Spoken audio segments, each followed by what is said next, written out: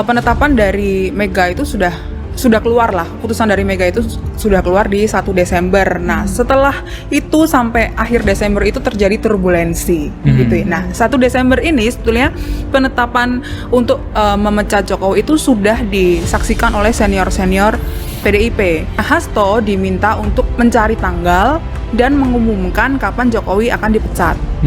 Waktu itu ketemu tanggal 4 Desember. Di antara tanggal 1 sampai tanggal 4 itu Jokowi menyampaikan bahwa dia itu masih punya KTA PDIP. Gitu. Lalu setelah itu gangguan-gangguan tuh mulai terjadi. Nah, pertama gangguan kepada Hasto gitu ya. Di tanggal 13 Desember malam, lalu tanggal 13 Desember malam itu hari Jumat malam, Hasto itu dihubungi oleh satu kurir. Kurir apa nih? Kurir dari Jaksel. Kurcok. Yang intinya si Kurcok ini bilang untuk pertama Hasto ada dua pesan dari Jaksel itu. Pertama, Hasto diminta untuk mundur dari sekjen. Yang kedua, PDIP jangan memecat Jokowi. Komisi Pemberantasan Korupsi menetapkan Sekjen PDIP Hasto Kristianto menjadi tersangka. KPK menduga Hasto mengarahkan saksi-saksi yang dipanggil untuk tidak memberikan keterangan yang benar. KPK menetapkan Hasto sebagai tersangka suap dan perintangan penyidikan dalam perkara Harun Masiku. Hasto diduga berupaya melindungi Harun Masiku yang ditetapkan sebagai tersangka oleh KPK. Dalam perkara ini, KPK menduga Hasto bersama orang kepercayaannya, Doni Tri Istiqomah, membantu Harun Masiku untuk menyuap Komisioner KPU Wahyu Setiawan. Yang pada akhirnya beberapa hari yang lalu, Hasto bilang dia akan buka-bukaan nih kasus hukum oleh beberapa petinggi gitu kan.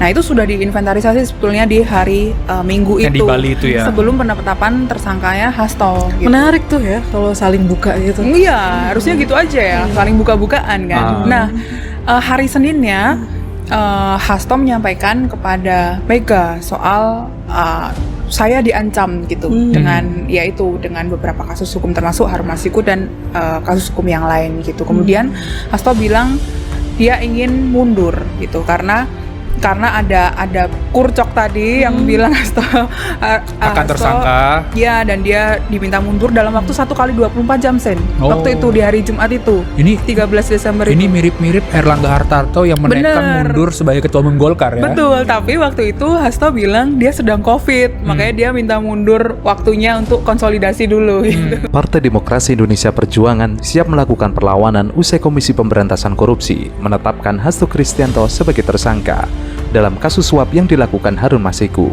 Apalagi, belakangan KPK juga mengajukan pencegahan kepada Yasona Laudi untuk berpergian ke luar negeri. Juru bicara PDIP Guntur Romli mengklaim, Hasto telah menyiapkan sebuah video yang berisi keterlibatan petinggi negara dalam kasus korupsi. Video itu akan dirilis oleh Hasto yang juga merupakan Sekretaris Jenderal PDIP sebagai bentuk perlawanan.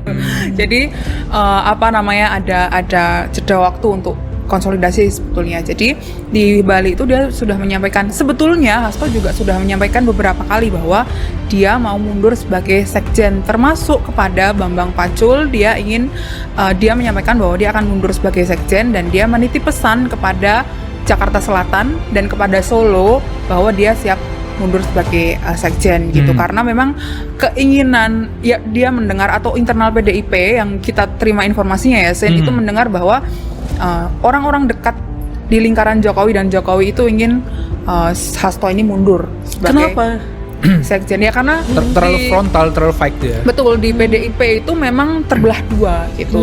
Ada yang fight terhadap Jokowi, ada yang memang bisa kompromistis gitu. Menurutnya, pencegahan kepada Hasto dan Yasona semestinya tidak perlu dilakukan. Ia menilai dua orang petinggi PDIP dinilai tidak mungkin melarikan diri. Pasalnya, selama ini Hasto dan Yasona selalu kooperatif dalam menjalani proses hukum. Guntur menilai 9 video yang akan dirilis Hasto akan membuka kasus korupsi besar di Indonesia. Bahkan Guntur mengklaim kasusnya akan lebih besar dari skandal kasus Watergate di Amerika Serikat. Anyway, kalau memang Mas Hasto ditersangkakan pada malam Natal, saya sih cuma berharap satu aja. Banyak kasus besar, kakak beradik itu, anaknya si itu, yang katanya pencucian uang, katanya apa, itu kan ada KPK tahun berapa? 2001 atau 2022. Terus apalagi Pak Erlangga Hartarto, terus siapa Muis itu, Sandra Dewi, yang mengulik kemarahan masyarakat karena pajak banget korupsinya 300 triliun cuma 6 tahun. Aduh please deh. Siapa lagi? Banyak ya, aku nggak terlalu ngikutin kasus korupsi. Cuman kalau Mas Hasto dianggap menggelapkan atau bukan menggelapkan, apa sih bahasanya itu, menyuap. Nah, sampai harus malam Natal dipanggil gitu, sementara beliau, semua orang tahu dong beliau Katolik, dan mengganggu ketenangan beliau malam Natal. Ya sudah, saya berharap KPK memang sedang bekerja keras, ya kan. Jadi memang betul-betul menggenjot mau malam Natal, mau malam tahun baru, mau malam Idul Fitri. Nah, coba kita tunggu nih, mungkin kita positive thinking dong, tahun baru ini kemudian akan masuklah kakak beradik itu juga ke KPK, kemudian juga mungkin Pak Erlangga, kita nggak tahu, atau lagi juga yang lainnya. Pengamat militer Koni Rahakundini Bakri mengaku dititipi Sekjen PDIP Hasto Kristianto sejumlah dokumen penting. Dokumen itu diberikan kepadanya saat Hasto akan ditetapkan sebagai tersangka oleh KPK. Koni diketahui memang salah satu orang dekat dengan Hasto. Ia juga sempat menemani saat Hasto bicara soal kabar dirinya akan menjadi tersangka KPK sebelum kabar itu resmi diumumkan. Koni mengatakan, dokumen penting milik Hasto tersebut telah ia notariskan di Rusia. Koni mengklaim, dokumen yang dititipkan Hasto tersebut akan menjadi bom waktu usai Sekjen PDIP itu diumumkan sebagai tersangka. Sahabat lu, tolong lu bilangin, berhenti bersuara keras, utamanya berjuangnya di Sumatera Utara dan di Jawa Tengah. Dan DIY juga. Iya, DKI juga. Tapi DKI setelah disebutnya Sumatera Utara, Jawa Tengah dulu. Dan berhenti bersuara keras. Karena filenya tuh sudah siap bahwa beliau tuh tersangka tuh tinggal diumumkan. Wow. Nah, File sudah siap. ya, Tinggal diumumkan sebagai tersangka. Sebagai tersangka. Oke. Terus ini yang mana? Aku sama, karena aku nggak ngerti juga. Gue kan tinggal di Rusia deh ceritanya. Gue kan menjauhkan diri dari hiruk pikuk dulu, pusing kan kepala gue. Nah terus ya apalagi kalau bukan kasus KPK yang Mbak Koni belain soal Kusnadi ya. Aku kan marah soal Kusnadi, bukan soal Mas Hasto. Aku nggak ngerti lah soal Harun Masiku dan lain-lain. Kusnadi itu yang mana? Ajudannya. Kasus ajudannya gitu kan menurut gua kok ajudan diginiin gitu loh. Nah, jadi waktu orang semua rame bela Mas Hasto, gua bela Kusnadi karena gua pikir orang kok jadi korban kan. Nah, anyway. Kedua, dia bilang gitu. Ini kalaupun harus diteruskan, gua kasih tahu aja ya. Ini pasti kalah. Karena di sana udah pasti menang. Ini Yang pasti kalah itu maksudnya kandidatnya. kandidat PDIP. Kandidat PDIP pasti kalah. Pasti kalah. Oke. Karena makanya niat dia baik. Gini deh, istilahnya nafas tuh dipelihara aja lah untuk darah-darah menang. Ngapain darah-darah situ udah pasti menang. Oke. Nah buat aku ini kan remind me of months ago, gue di warning yang sama juga kan. Jadi negara ini tuh perlu aku tuh jadi lucu juga ya. Kita nih rakyat bayar pajak makin besar. Koni mengatakan dokumen itu ia terima saat pulang ke Jakarta dan bertemu Hasto. Menurutnya, Hasto telah belajar dari buku catatan partainya yang dirampas saat menjalani pemeriksaan di KPK sebelumnya. Ia mengatakan, Hasto belajar dari kasus ajudannya Kusnadi yang ponsel dan buku milik atasan yang dipegangnya disita KPK saat menemani Sekjen PDIP. Saat itu ia dimintai keterangan oleh lembaga anti rasuah beberapa waktu lalu.